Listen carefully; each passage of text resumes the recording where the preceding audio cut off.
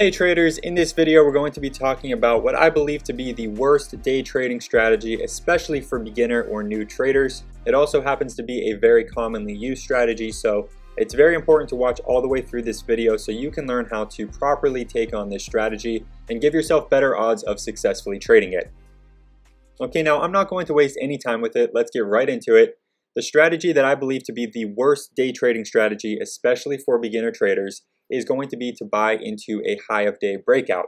Now, when you're trading a breakout, any type of breakout, whether it be an inside bar breakout, an opening range breakout, a multi-day breakout, whatever it may be, it's going to come with a little bit more risk because generally speaking, when you're buying a breakout, you're buying at a higher price than you would be if you were buying a dip.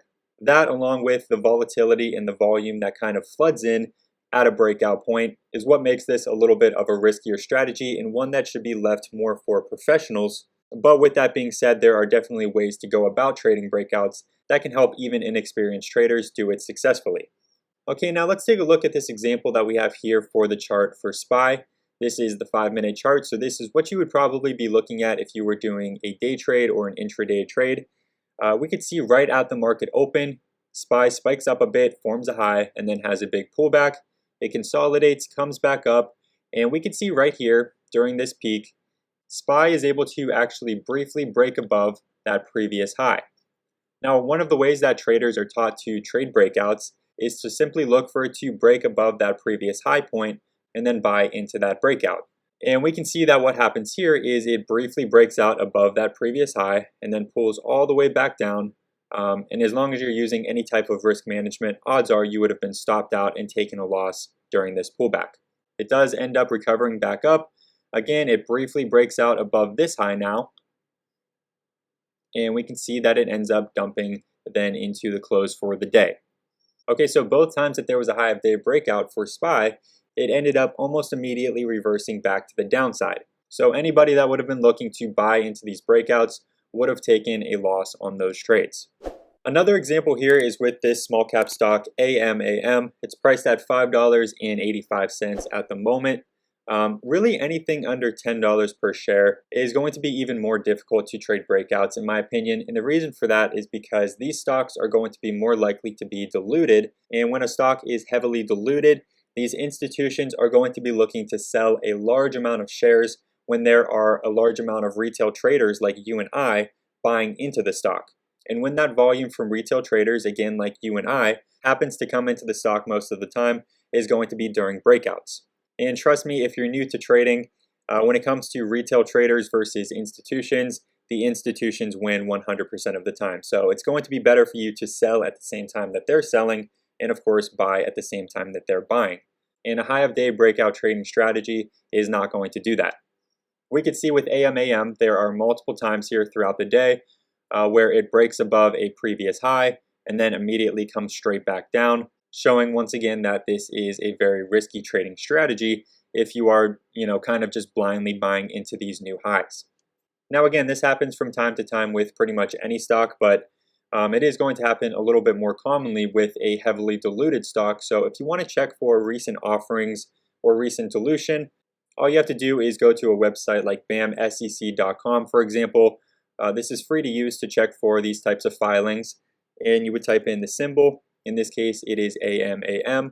And then you want to look here in this section, prospectuses and registrations. Click through some of these filings, and if you see any filings along the lines of what we have here, this is a sign of dilution, and this tells us that there is going to be a lot of selling into these spikes, which is just going to make these breakouts much more difficult to actually be sustained.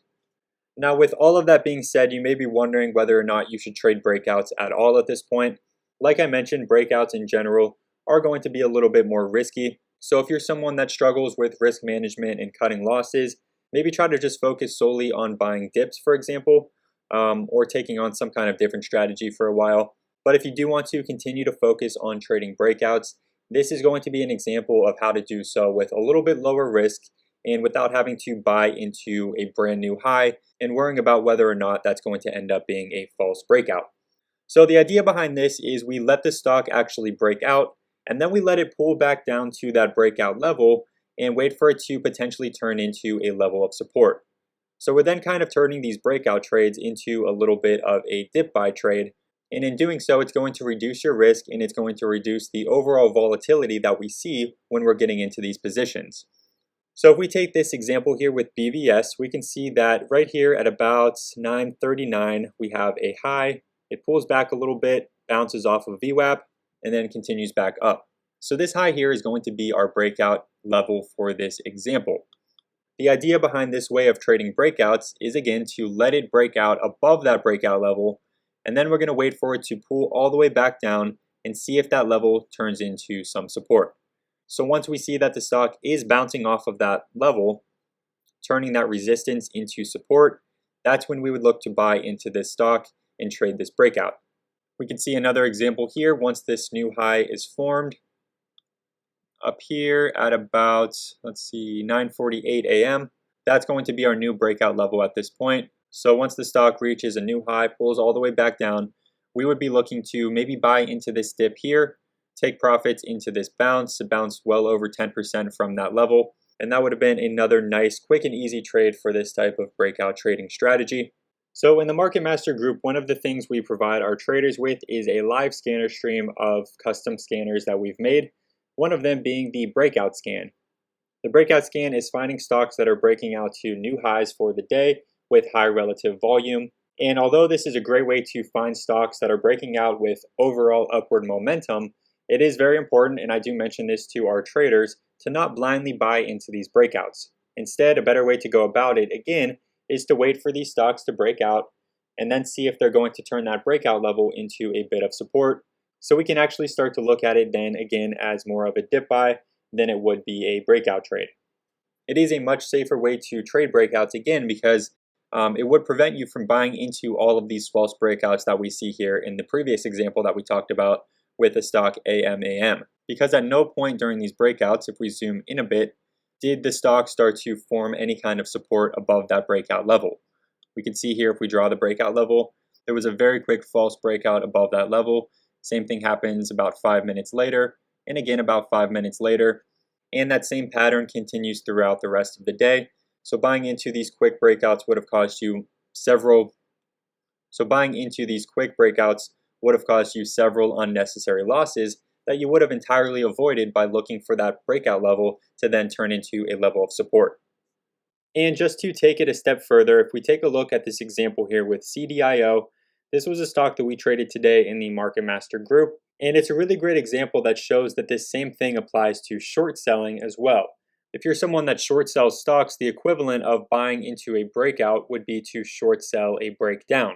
However, with breakdowns, we also can have a false breakdown, and if you're short selling into that breakdown, there's going to be a high chance of you short selling at the bottom.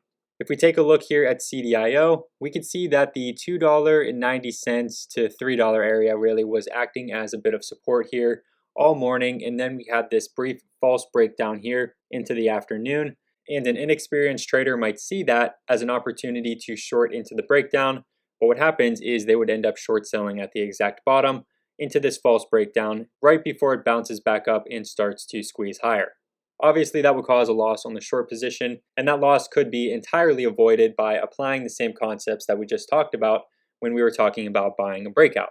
So this time we would want to see that breakdown level here turn into a level of resistance before we start to scale into our short position. Okay, so that's the idea behind a safer way of trading breakouts, and that also explains why I believe high of day breakouts to be one of the worst trading strategies, especially for beginner traders. Hopefully you found some value in this video, and hopefully it can help you to avoid taking some unnecessary losses on false breakouts. If you enjoyed, please make sure to give it a like and subscribe to the channel. And if you want to learn more about day trading, swing trading, and long-term investing, and join us in our daily interactive trading group, you can find more information on that at my website, Master the Market, which is going to be the first link down below in the description. But anyway, thank you again for watching. I hope you enjoyed, and good luck with your trading.